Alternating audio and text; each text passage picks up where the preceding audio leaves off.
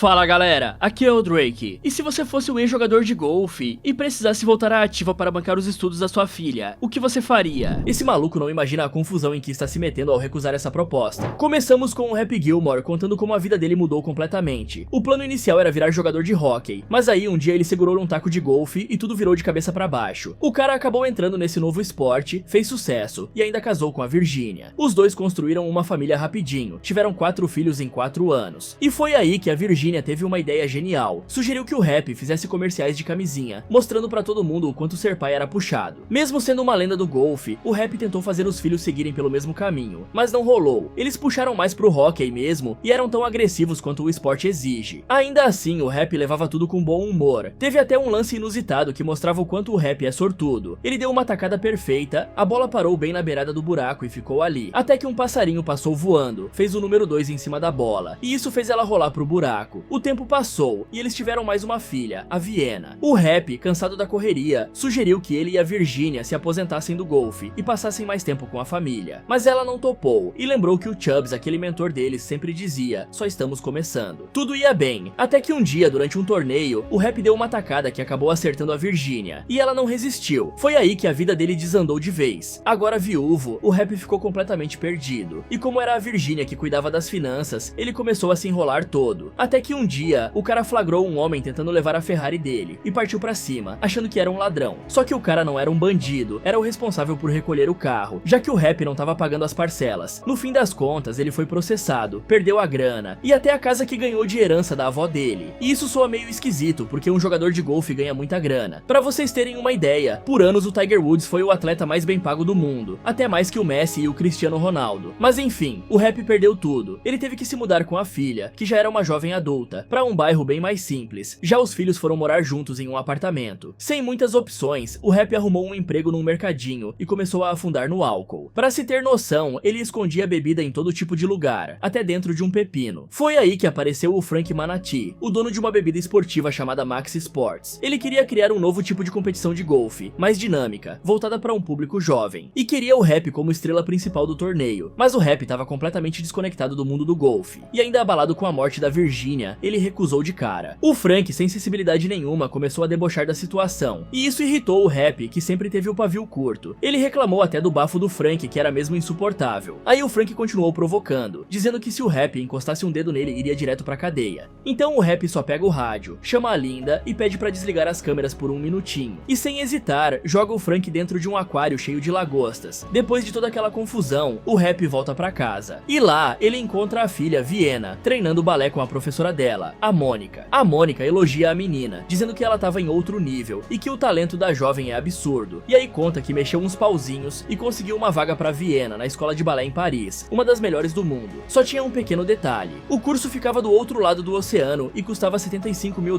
por ano. O Happy então fica sem reação, porque ele simplesmente não tinha como bancar aquilo. O ex-golfista tinha perdido tudo por causa das burradas que fez no passado. À noite, os filhos mais velhos aparecem pra jantar com o Happy e a irmã, e eles são uns bobões, do tipo que não amadureceu muito. Os 4 estão presos em empregos ruins, e basicamente só sabem fazer piada de pinto durante a refeição. Mesmo assim, eles são gente boa, e o mais importante, em momento nenhum eles jogam na cara do pai o fato dele ter perdido tudo. Não tem ressentimento, só aceitam a realidade, fazem piada e seguem em frente. Depois do jantar, os garotos vão embora, e claro, se despedem mostrando as bundas no vidro da van, clássico deles. Logo em seguida, vemos o John Daly assistindo TV na garagem da casa. Ele morava ali agora, meio que como um inquilino improvisado. O Happy e a filha cumprimentam o cara, e o John até chama o Happy pra trocar uma ideia, mas o ex-golfista diz que ia beber um pouco e descansar, até porque no dia seguinte tinha que acordar cedo pra trabalhar. Mais tarde, a Vienna coloca o pai na cama, e o cara, meio cansado, comenta que era ele quem devia estar fazendo aquilo por ela, e não o contrário. Os dois então falam sobre a oportunidade em Paris, e o Happy promete que vai dar um jeito de bancar tudo aquilo, mesmo sem saber como faria isso. De madrugada, o Happy tem um sonho bem esquisito, mas revelador. Ele sonha com a Virginia usando lingerie e carregando 2 cervejas, mas do nada aparece outra versão dela, mais séria, comentando a situação. O Happy, todo sem graça, pede desculpas mais uma vez por ter causado a morte dela, mas a Virginia mostra que tá tudo bem. A mulher diz que ele precisa seguir em frente, que tá na hora de superar o trauma e voltar pro golfe. Era isso que ela queria. Então o Happy acorda com aquilo na cabeça. Ele vai até o sótão da casa e lá encontra os velhos troféus. Ali, o cara pega os tacos de golfe, desce até o quintal e tenta bater na bolinha, mas não consegue. Ele tá enferrujado, muito tempo longe disso tudo. É aí que o John aparece e diz que já sabia sobre a escola em Paris, e que a única forma do Happy conseguir esse dinheiro rapidamente era voltando pro golfe. O cara então responde que não sabia nem por onde começar, e o John dá o conselho mais direto possível: começa por baixo. Na manhã seguinte, o Happy decide dar o primeiro passo e vai até um clube de golfe bem simples, quase abandonado. Ele aparece lá todo disfarçado, sem querer ser reconhecido. Lá, o Happy acaba se juntando a 3 jovens jogadores: o Fitzy, a Sally e o Steiner. Eles não eram nenhum talento do golfe, mas se viravam bem. Aí, quando chega a vez do Happy, ele tenta fazer aquela sua famosa tacada explosiva, a marca registrada dele, mas erra feio. O cara escorrega e cai no chão. Os jovens caem na risada, achando que ele só tava tentando imitar o lendário Happy Gilmore. Mal sabiam eles que era o próprio Happy ali. Os 4 continuam jogando, e o Happy vai mal em todas. Ele erra tudo, completamente fora de forma, e ainda por cima continua bebendo escondido, tomando cachaça dentro do limpador de tacos, e até de uma bolinha oca. Depois de tantas piadinhas e 0 acertos, o Happy perde a paciência e revela quem é, e todo mundo fica chocado. Porque sim, era o próprio Happy Gilmore, o astro que revolucionou o golfe, e que agora tava apanhando dos próprios tacos. Ele explica que fazia 10 anos que não pegava num taco, mas resolve tentar mais uma vez. O Happy fecha os olhos, respira fundo, e lembra dos ensinamentos do Chubbs, aquele velho conselho sobre foco e concentração, e visualiza o seu lugar feliz. Ele se prepara, acerta a bola, e dessa vez acerta com tanta força que ela voa e arrebenta o mastro da bandeira. Todo mundo fica impressionado. O poder do cara ainda tava ali. Momentos depois, o Steiner tá no carrinho de golfe com o Happy, pedindo umas aulinhas, mas o Happy, meio grog, acaba dormindo ao volante e quase causa um acidente feio. O carrinho voa, bate e por pouco não vira tragédia. A história vira notícia na TV, e o Happy acaba sendo acusado por dirigir bêbado. Só que para não ir preso, ele aceita um acordo com a promotoria. As acusações seriam retiradas se ele procurasse ajuda. E para piorar, depois do escândalo, ele é demitido do mercado onde trabalhava. Enquanto em outro canto, o velho rival do Happy, o Shooter McGavin, aparece numa audiência para tentar sair do sanatório onde está internado. Ele começa até bem, calmo, tranquilo. O examinador fala sobre a antiga obsessão dele com o Happy, e o Shooter responde de forma controlada. O cara diz que se encontrasse com o Happy hoje, só daria um olá. Mas aí alguém menciona o famoso paletó de ouro, aquele troféu que o Happy ganhou dele numa competição anos atrás. E pronto, o Shooter surta completamente. Ele começa a gritar, perde o controle e é retirado dali à força. Enquanto isso, o Happy começa a cumprir o acordo. O ex-golfista vai até uma reunião dos Alcoólicos Anônimos, e lá ele encontra a Bessie, que parece completamente fora da casinha, e conhece também a jovem Charlotte. Curiosamente, essa Charlotte é interpretada por uma das filhas do Adam Sandler na vida real. Aliás, a Vienna também é filha dele, e a Mônica, que apareceu antes como professora de balé, é a esposa dele. Ou seja, esse filme é praticamente um projeto de família. O elenco é quase todo formado por parentes do Sandler. É o nepotismo funcionando a todo vapor. Mas voltando pra história, quem tá liderando a reunião dos Alcoólicos Anônimos é o Hal, um velho conhecido do Happy. O Hal é um cara meio doidão, todo espalhafatoso. Só que em vez de ajudar quem tá ali, ele meio que explora as pessoas, colocando todo mundo pra fazer favor pra ele. Na frente da sala, ele dá uma daquelas palestras que ninguém entende nada. Fala,